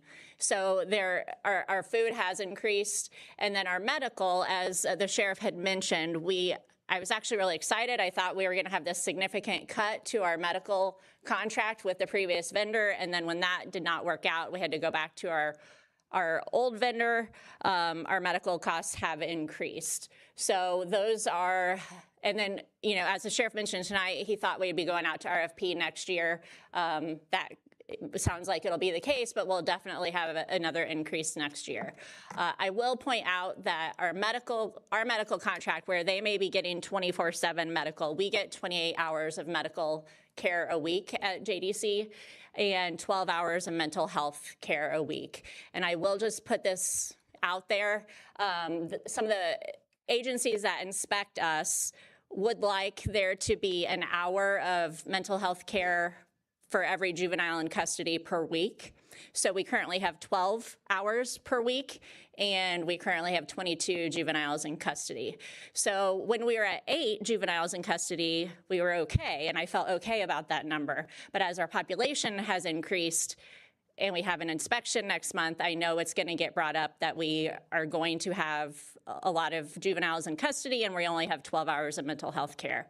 So all of that kind of came about suddenly with the change in the medical vendor. So I didn't put an increase in for more money for that at this point, but that is something that, just to put on your radar, we may need to look at increasing our mental health hours through that medical mental health contract at some point because of our population size increase.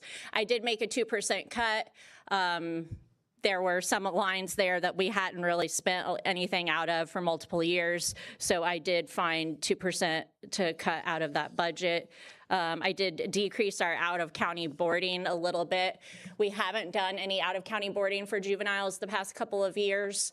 I will say right now we do have a juvenile that is being boarded out of county, but we kind of organized a trade.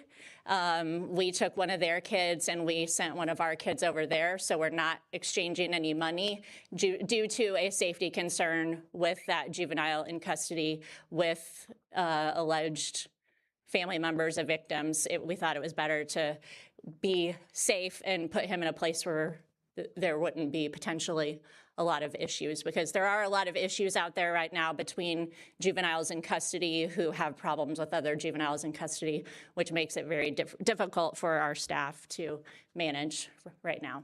So, questions about the JDC budget? Seeing none. Okay. The next one is our probation budget, and it is very minimal as far as commodities and services go. The majority of our expenses, of course, are our personnel.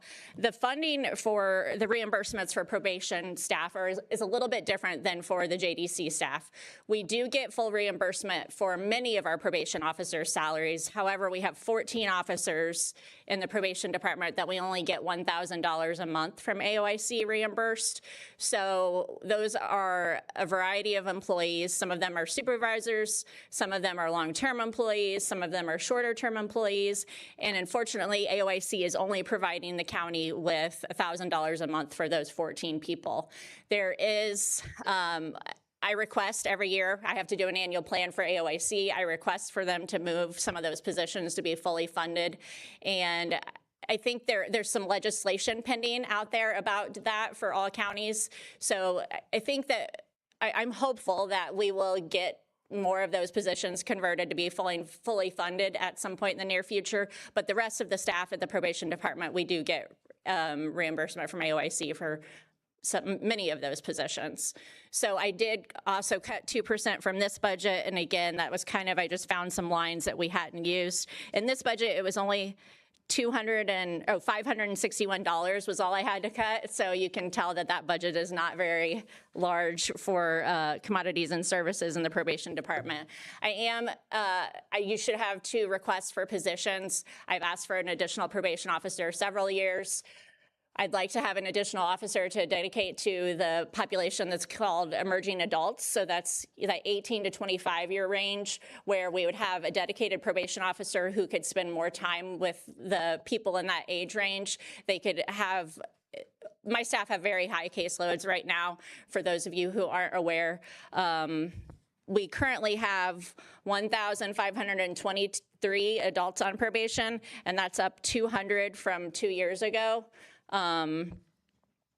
APPA, the American Probation and Parole Association, they indicate that for our moderate to high-risk clients, the ratio should be 50-1, and I have several officers that have 89 of those clients.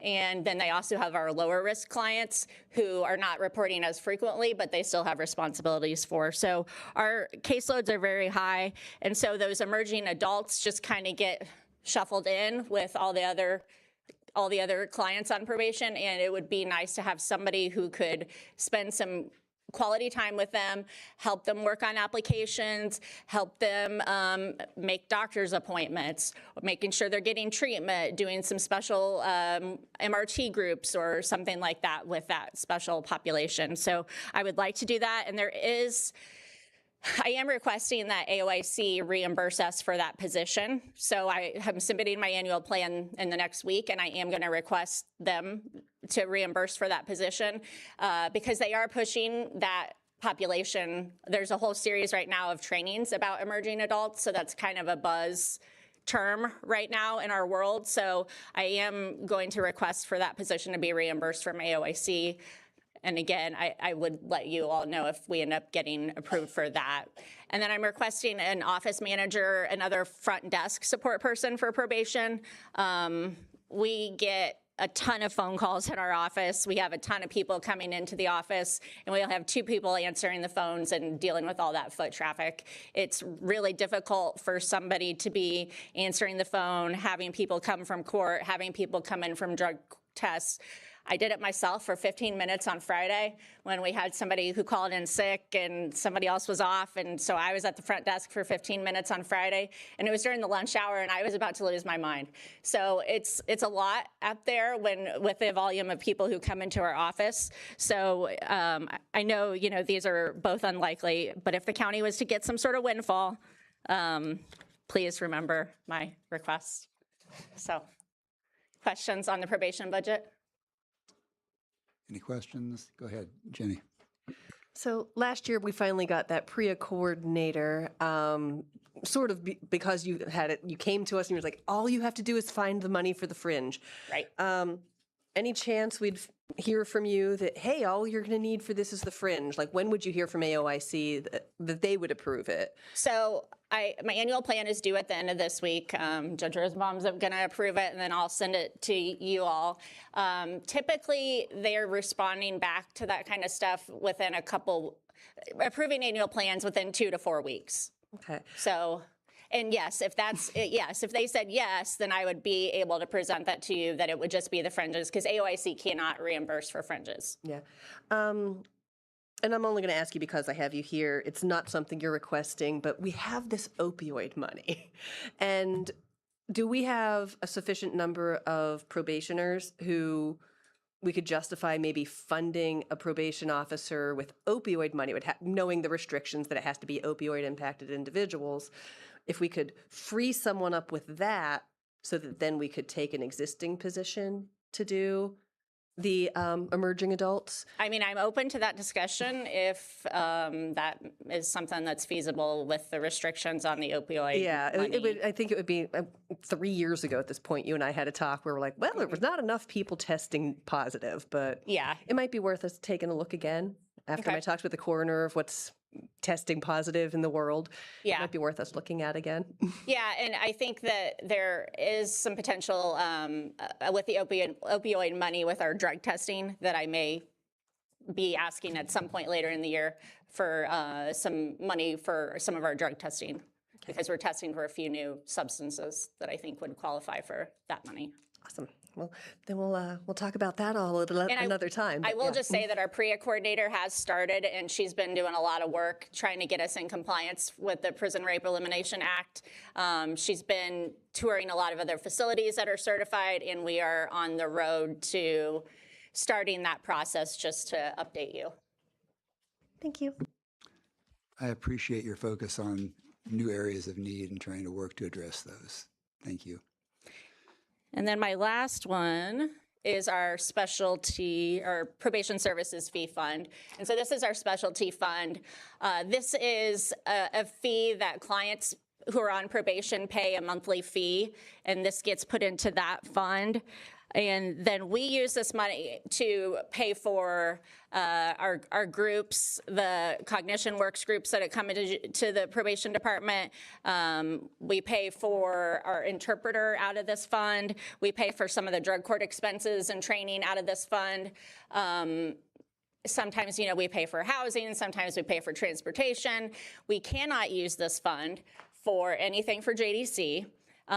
We can't use it for any sort of capital expenses, and it has to be split between client services 70% and operating expenses 30%. So AOIC has, and the Supreme Court have a lot of say in what we can spend this fund on.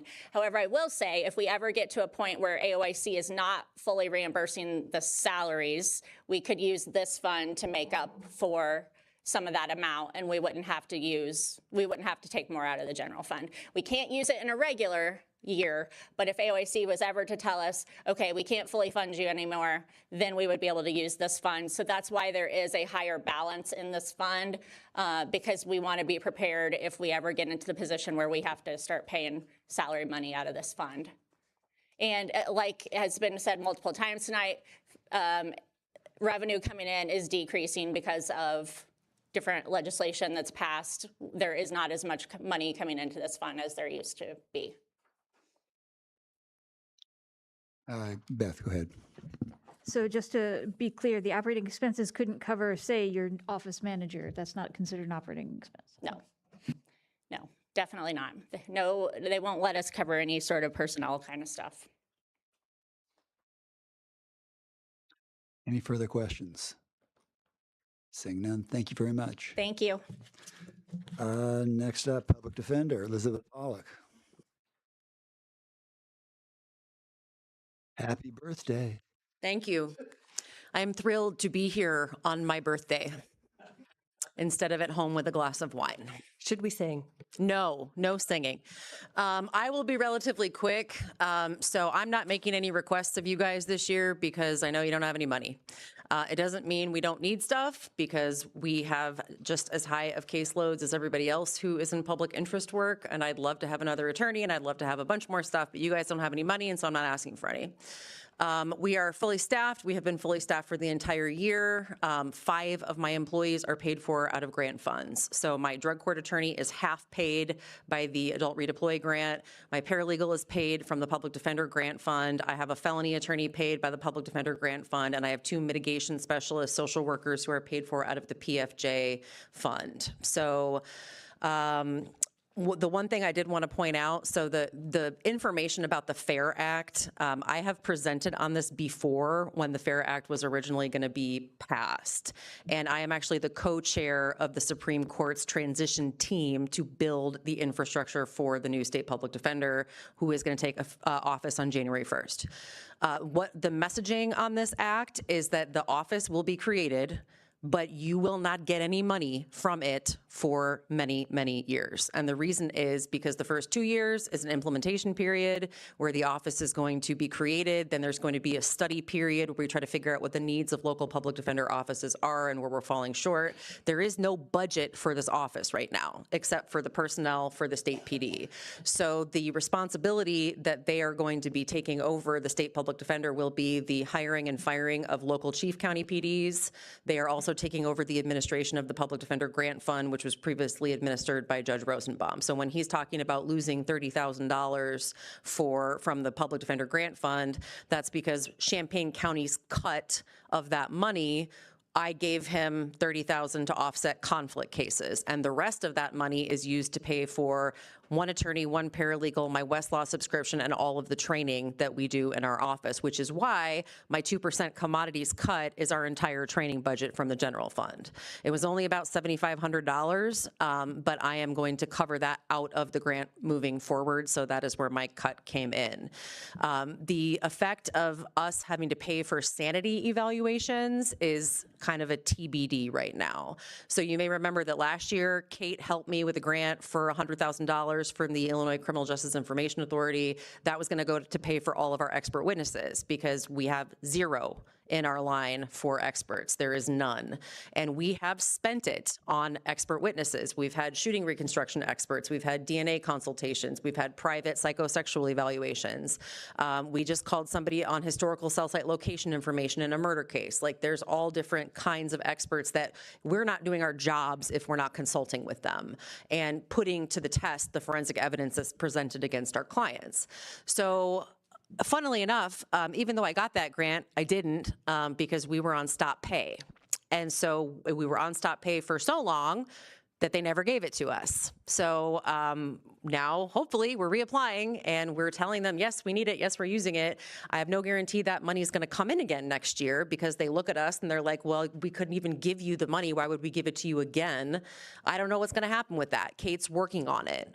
So if we get it, perf, I love it.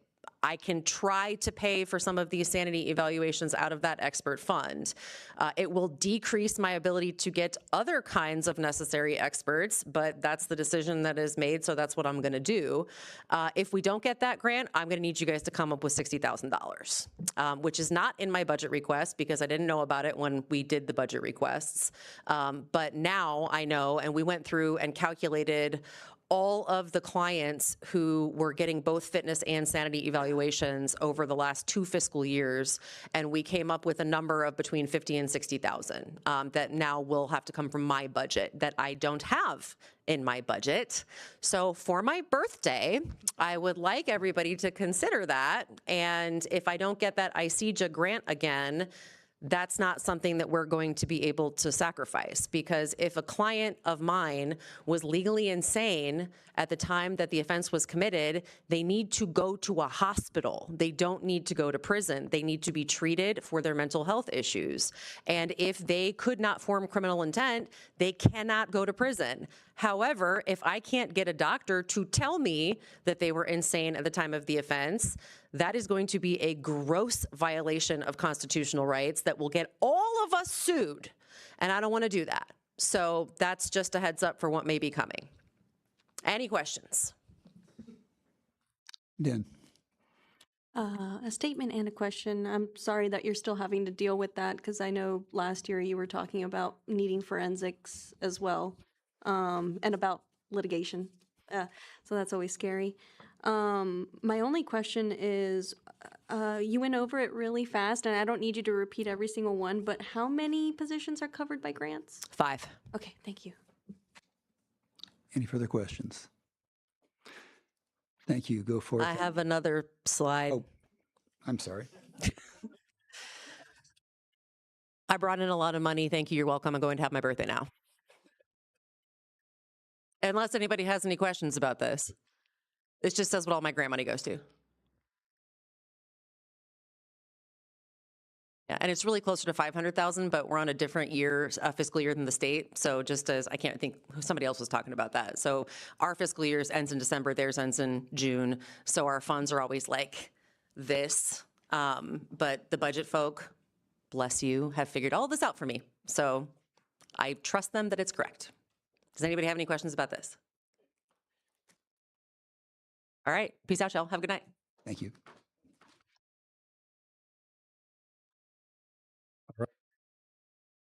Julia and Bud, I guess, if you're bringing support.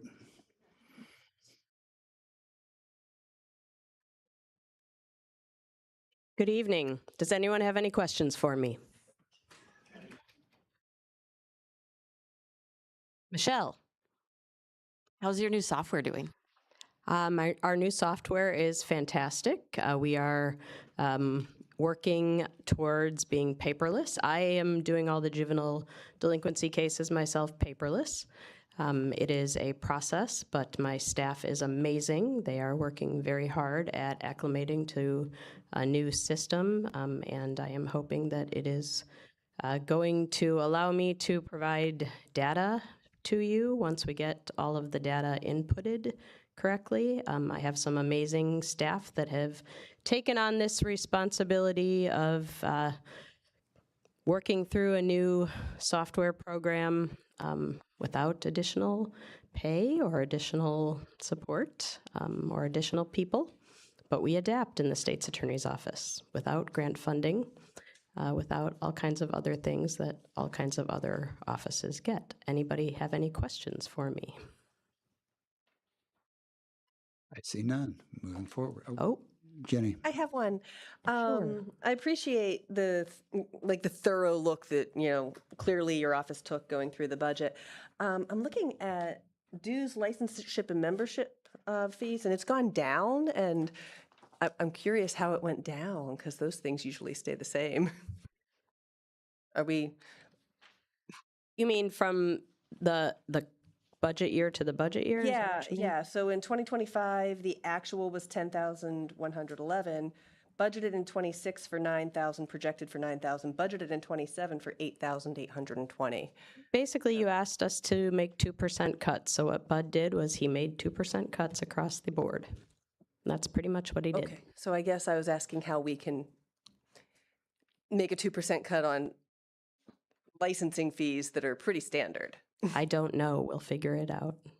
I mean, that's all I got for you. We'll figure it out. That's what we do in the state's attorney's office. We figure it out.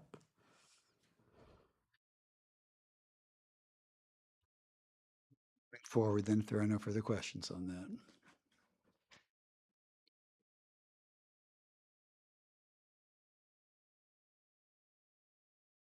Well done. Child support enforcement is what I have next slide up.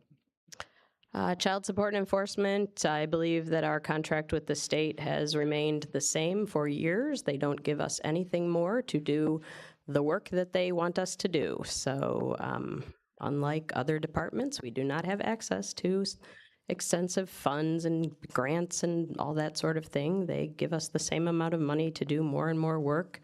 And so we are covering salaries increasingly through our general fund because our staff deserves to get raises, even though the state does not increase our contract. Questions or comments from the board? Drug asset forfeiture. So drug asset forfeiture is basically a fund where we receive a certain percentage of funds that are forfeited from police agencies, seizures, and that sort of thing. It's really unclear from year to year what we're going to get. It sort of depends on what the law enforcement agencies are doing and what they are able to come up with. Some years they seize a Lamborghini, other years they don't. In the past, they have seized a Lamborghini. So that money basically is limited as far as what we can do with it, and we use it largely for training or technology or that sort of thing, depending on what comes up. Any hands? So moving on again, automation fund, very small. And the automation fund, which is not up there, but it's basically we receive, I think, $2 or $3 from convictions in traffic and criminal cases. That is for automation. It's a very small fund, and we use it based on what we're allowed to use it for. Further questions for our state's attorney? Very exciting. Seeing none. Thank you very much, Jody. You are welcome.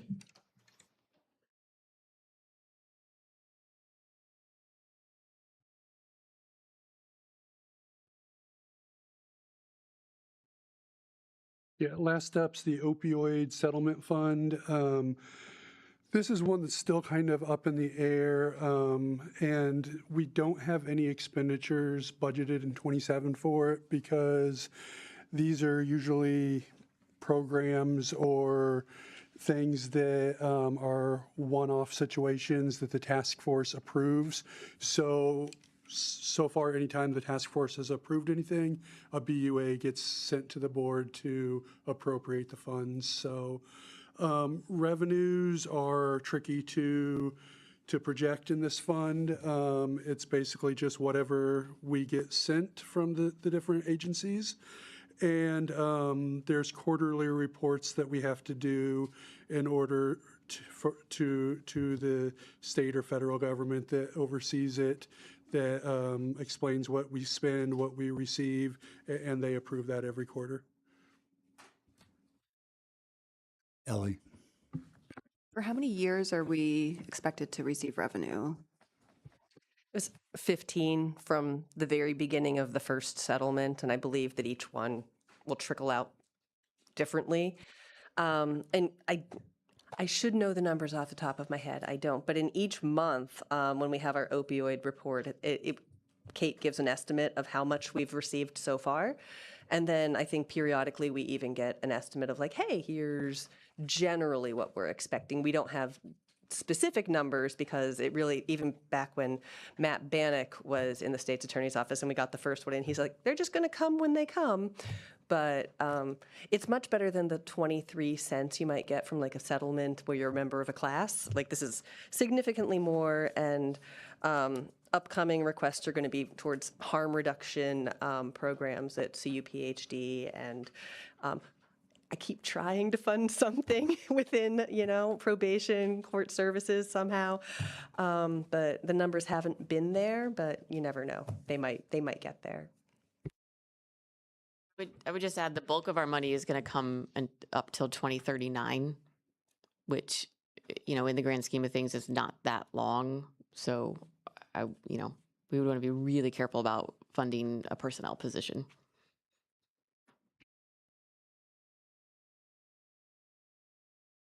Seeing any further questions, and as we have no further business, we are adjourned.